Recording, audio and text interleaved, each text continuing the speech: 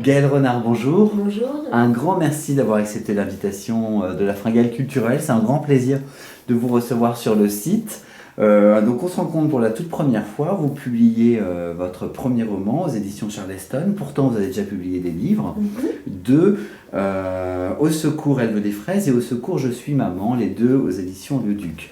Aujourd'hui, comment vous présenteriez votre roman?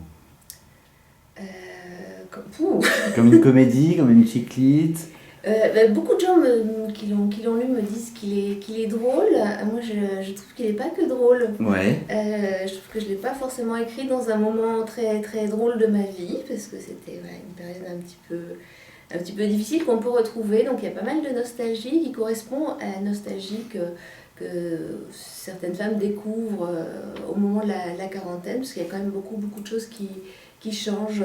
Donc, voilà, je dirais que c'est une histoire pas forcément rigolote, mais racontée avec drôlerie. Enfin, Bah, c'est ça. Alors, si ça fonctionne parce que votre roman s'appelle Au secours, j'ai 40 ans. Depuis 4 ans, mais c'est bien barré. Et depuis 4 ans.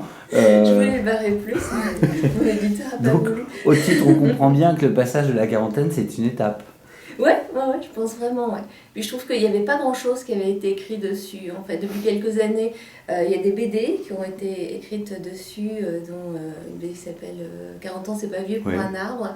Mais bon, dans une BD, on ne peut pas tout aborder. Et puis, il y avait un petit côté bobo, peut-être, dans la BD, dont j'ai eu envie de me détacher.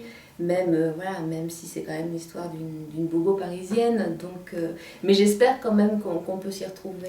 Alors c'est intéressant ce que vous dites, parce qu'effectivement dans les comédies, généralement c'est 20 ans, 30 ans, le premier amour, le mariage, c'est toujours un peu ça. Est-ce qu'on va trouver le prince charmant? C'est toujours ça la dynamique.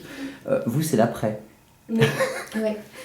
C'est après C'est l'après-prince charmant. C'est après prince charmant quand on se rend compte que finalement c'était pas tellement un prince charmant, c'est pas gentil. Mais c'est vrai, voilà, souvent quand les gens divorcent, c'est autour de la quarantaine. Et c'est vraiment, je dis, on passe un petit peu de l'autre côté de l'horloge. On voit ce qui a été parcouru. Et puis on se rend compte d'un seul coup, on dit mince, j'ai 40 ans et je ne l'ai pas vu arriver. Et ça y est, je suis une femme. Et je trouve qu'on est une génération où on reste fille très très longtemps. Alors que nos mamans, j'ai l'impression que c'était un peu différent. Nos mamans étaient femmes, elles s'habillaient comme des femmes. Nous, on s'habille comme nos filles. Enfin, on est encore très très gamines, on fait des dîners de filles, on fait des girl power. Donc on est un petit peu immature malgré tout. Donc je trouve qu'on a une autre vision de la femme de la quarantaine, que c'est générationnel et que c'était bien d'en parler. Parce qu'il y a un refus de grandir. Oui, tout à fait. Oui, parce qu'on ne s'est pas vu grandir, quoi. On n'a pas vu les choses arriver. Ça arrive un peu d'un seul coup, quoi. Alors, votre roman, on est effectivement, c'est d'ailleurs marqué sur la couverture, roman ou journal intime. Mais effectivement, on a le sentiment, vous, en tant qu'auteur, vous nous proposez cette histoire, mais vous n'avez pas fait le choix. C'est-à-dire de la forme. Non, ça s'est imposé. Ouais. Oui, ça s'est un peu imposé à moi. Mais est-ce vraiment un roman ou est-ce vraiment un journal intime? C'est un petit peu des deux. Ouais. Il y a quand même une grande part autobiographique, mais auquel j'ai rajouté d'autres choses. Dans chaque personnage, il y a plusieurs personnages. C'est très drôle parce que les gens qui commencent à le lire disent oh, je me suis reconnue, c'est moi ta copine qui a pris un coup de vieux, t'oses pas me le dire. Et j'ai dit mais non. Et en fait, toi, tu serais plutôt dans ce personnage-là. Après, il y a mon amoureux qui me dit oui, mais alors. Ton amie t'a dit ça la fois dernière. Je me dis, elle m'a jamais dit ça, elle a dit ça dans le livre, mais pas dans la vraie vie. Donc c'est rigolo, je me sens assez supérieure parce que du coup, je suis la seule à savoir ce qu'il y a de vrai, ce qu'il n'y a de pas vrai là-dedans. Alors la manière dont c'est construit, il y a de temps en temps des citations, c'est des chapitres courts. Comment vous avez organisé votre travail? Je pense que c'est ma façon d'écrire. Moi j'aime bien écrire un peu un chapitre comme un Polaroid en fait. Ouais.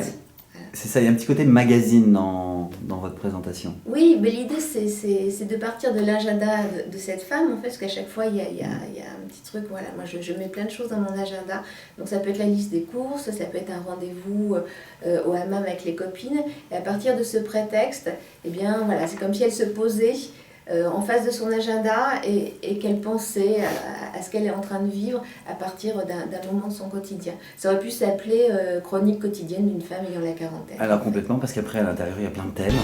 Alors